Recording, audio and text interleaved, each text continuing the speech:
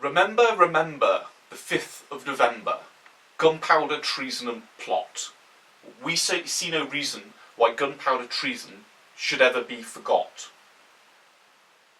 Guy Fawkes' Guy, 'twas his intent to blow up the King and Parliament.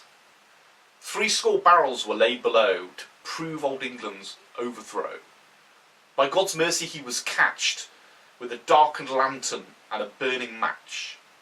So holla boys, let the bells ring. Holla boys, God save the King.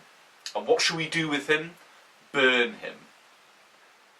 Now that's an interesting poem from a bit of sort of old England. Some of our American friends might wonder what the hell I'm going on about. But in England, on November the 5th, we celebrate the fact that Guy Fawkes, who tried to blow up the Houses of Parliament, didn't succeed. And there is a certain irony here, because we're celebrating an act of terrorism which didn't go ahead. And to celebrate it, we allow any Tom, Dick or Harry to walk into a supermarket and buy a shed load of fireworks, and all they've got to do is be over 18. And obviously fireworks being an explosive, yeah, I mean you could sort of do what Guy Fawkes did if you buy enough of them and sort of put them together. But I guess the point of this video is, there's a huge irony here, and it makes you realise the lack of integrity of our leaders. Because at the moment we've got this sort of 50 cal ban being debated in Parliament, and it's being voted on, I think, next week. And you know, you've got a lot of very ill-informed opinions. It was quite worrying, actually, how ill-informed, because you'd think if you didn't really know anything about the subject, you'd just abstain and say, look, I don't know enough about this, or you would do some research or whatever. But what it comes down to is, they're saying, oh, you know, 50 BMG rifles are a threat to our police force from terrorism, despite the fact that, well, you know, no one's ever been shot in the British Isles that I know of, apart from in the Troubles in the 90s, I think, by the IRA.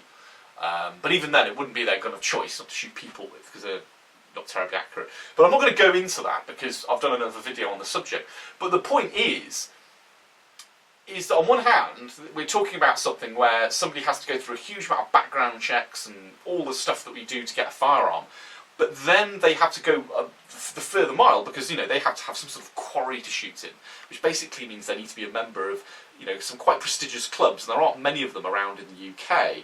And, you know, to buy the rifle in the first place, you need thousands and thousands of pounds, and then to buy the ammunition, it's like stupidly expensive. It's very elite, it's very prohibitive for a normal person. So, you know, and they have all this security. But conversely, as I said, anyone can walk into a supermarket and buy some fireworks, as I just did earlier on. I said 40 quid, and it's got a shed load of fireworks. Now, make no mistake, if somebody wanted to, they could just get some sort of tube or whatever and put it on their shoulder and lash them together in some way to make sort of big, you know, massive mortar-type rockets and cause some carnage if they wanted to with those fireworks. And indeed, every year, we have lots of accidents with fireworks. We get children with their faces burnt off and sometimes killed. And every year, there's always some murmurings of somebody saying, oh, you know, we should ban fireworks for the general public, and you should only go and see them at sort of these organised events and so on. But it never gains traction, does it? It never gains traction because no one really cares, because the general public quite like fireworks. But when it comes to guns, it comes to sort of guns which are far more regulated and far less likely to cause a problem to anyone, suddenly it's a big thing that we have to talk about, especially from the Labour Party, because for them, you know, they just don't like the social class of the people they perceive to be shooting. It's got really very little to do with the firearms themselves. So, why do we allow this to happen? Well, the truth is that we're an oppressed minority, aren't we? And I hate to do that, because, you know, we're all individuals, etc. But when it comes into the sort of hierarchy of social justice, which our government have already started dividing up, because you've got all these different protected classes, you know, whether you're sort of a Muslim or a woman or even a man now, strangely. I was surprised that they put those in, because, you know, yeah, there could be hate crimes against men now, apparently. We have all of these groups, but shooters don't come into it.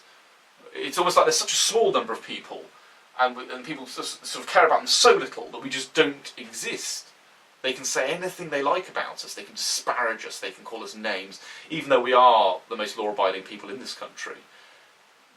And we have to take it. We are the latter-day Jews of Great Britain.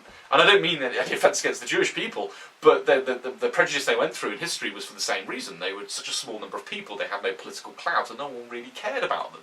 And even today we see that in the Labour Party, in the anti-Semitism that's rife within the Labour Party. And Jeremy Corbyn seemingly not really caring about that. And he doesn't care about it because, well, Jewish people make up such a small number of people, they've got no political clout, so they don't care about them.